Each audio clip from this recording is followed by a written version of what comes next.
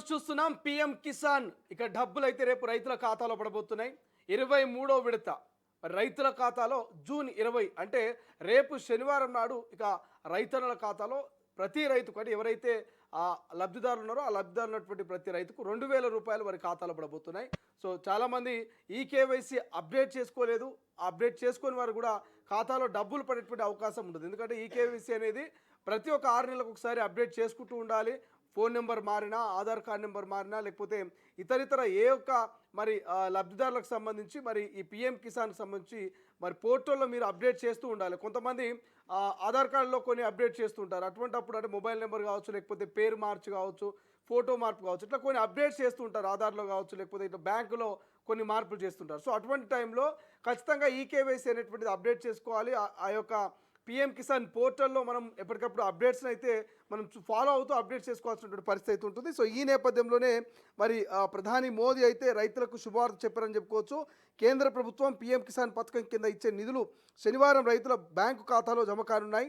23వ విడతలో భాగంగా 9.44 కోట్ల మంది రైతుల ఖాతాలో ఈ యొక్క మరి పిఎం కిసాన్ నిధులు అయితే జమ కాబోతున్నాయి. ప్రధానంగా ఏదైతే 9.44 కోట్ల మంది రైతుల ఖాతాలో 18,880 కోట్ల రూపాయల బదిలీ కానున్నాయి. బెంగాల్లోని హుగ్లీ జిల్లా తారకేశ్వర్లో జరిగే కార్యక్రమంలో ప్రధాని మోదీ ఈ నిధులను విడుదల చేయనున్నారు. ఈ కార్యక్రమానికి దేశవ్యాప్తంగా కోట్లాది మంది రైతులు వీడియో కాన్ఫరెన్స్ ద్వారా తిలకించనున్నారు. ఇక పశ్చిమ బెంగాల్కు సంబంధించినంత వరకు సీఎం ఫసల్ యోజన సహా కొన్ని వ్యవసాయ పథకాలని కూడా ప్రారంభించున్నారు.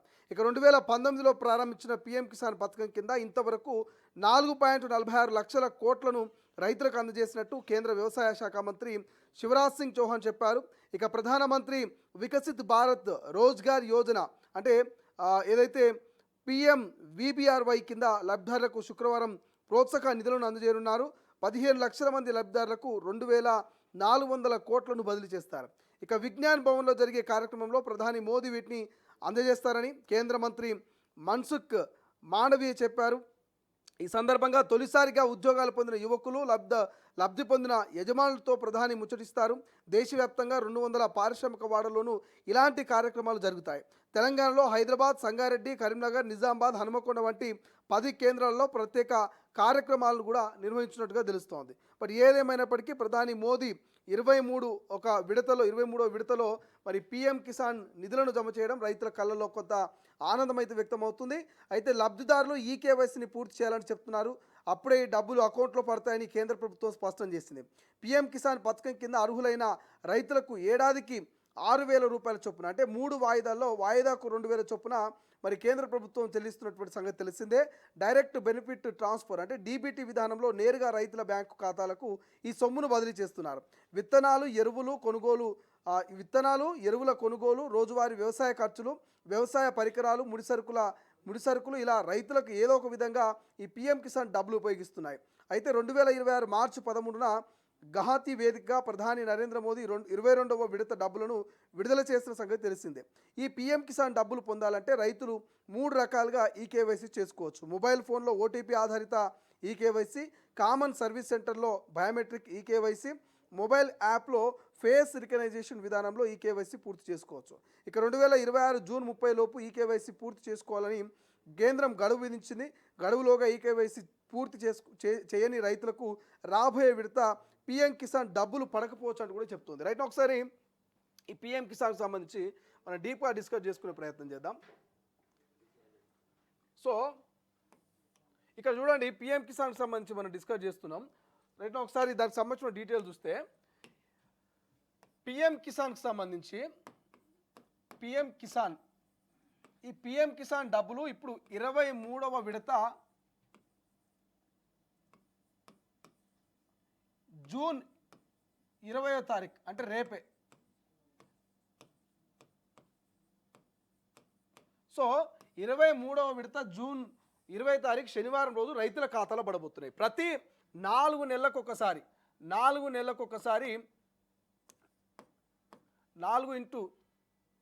12 సో 4 × 3 12 అంటే ప్రతి 4 నెలలకు ఒకసారి ఏడాదికి 3 సార్లు మరి రైతు భరోసా కింద 2,000 రూపాయల చొప్పున 6,000 రూపాయలు రైతుల ఖాతాలో పడతాయి. ఏమంటున్నాం మనము? 3 విడతలు అంటే సంవత్సరానికి 3 విడతల్లో 4 నెలలకు ఒక్కసారి రైతన్నల ఖాతాలో 2,000 రూపాయల చొప్పున 6,000 రూపాయలు మరి ఎవరైతే లబ్ధిదారులు ఉంటారో వాళ్ళకు పిఎం కిసాన్ డబ్బులు పడతాయి. సో యాస్టీస్గా అట్లా 23 విడతలుగా రైతుల ఖాతాలో మరి ఈ పిఎం కిసాన్ డబ్బులు పడుతూ వస్తున్నాయి. అట్లనే ఇప్పుడు జూన్కు సంబంధించి జూన్కు సంబంధించినటువంటి ఆ 23వ విడత డబ్బులు 2,000 రూపాయలు రైతన్నల ఖాతాలో పడబోతున్నాయి. సో ఈ 2,000 రూపాయలు రైతన్న ఖాతాలో పడాలంటే దానికి కొన్ని కండిషన్స్ ఉన్నాయి. ఏంటిది? వాళ్ళు అర్హులా కాదా?